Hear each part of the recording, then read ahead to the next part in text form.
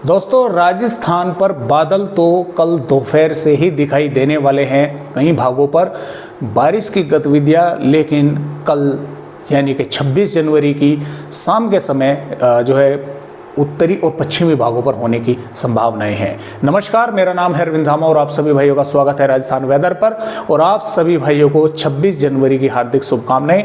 1950 में यहाँ पर भारत पर संविधान लागू हुआ था, जिसके कारण ये 26 जनवरी जो है वो मनाई जाती है।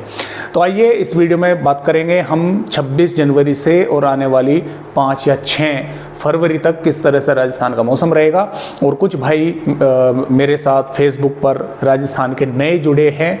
और जुड़े क्या हैं दोस्तों, काफ़ी भाई पहले भी हैं।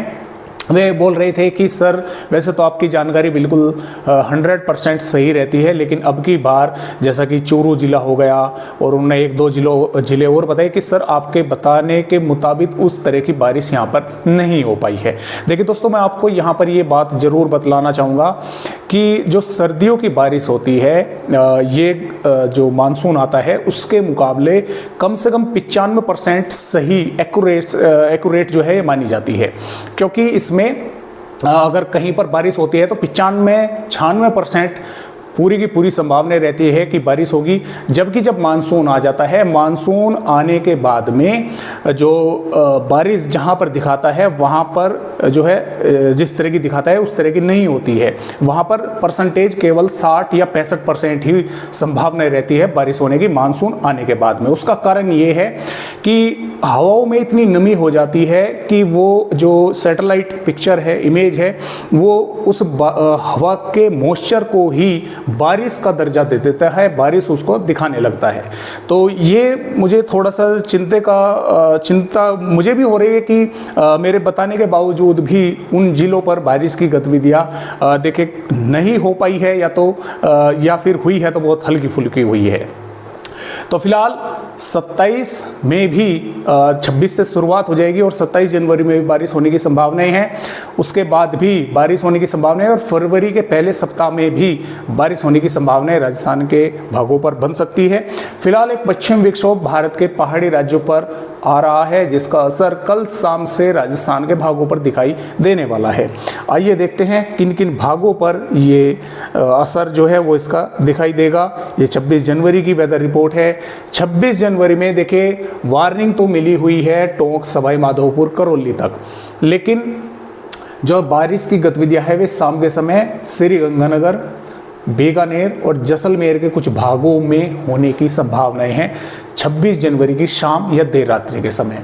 इन भागों पर बादल जो हैं भी, चाहे जैसलमेर हो, फलोदी हो, बाड़मेर हो, बालोतरा हो, जोधपुर, नागौर, श्रीगंगानगर, हनुमानगढ़, चूरू और डिडवाना, कुचामन, सीकर के भागों, यहाँ पर बादल जो है आपको दोपहर से ही दिखाई देने लगेंगे। अब इन भागों पर भी अजमेर, टोंक, सवाई माधोपुर, करौली, भरतपुर, दौसा, अलवर, डींग और यहाँ पर खैरतल, तिजारा, कोटपुतली, बहरोड के भागों पर भी बादल दिखाई देंगे। लेकिन बारिश की संभावना फिलहाल कम है, लेकिन फिर भी मैं इक्का दुक्का भागों पर इनकार जो है वो नहीं कर सकता। कुछ इलाकों में हो सकती है बूंदाबांदी जो है वो देखने को मिल सकती है।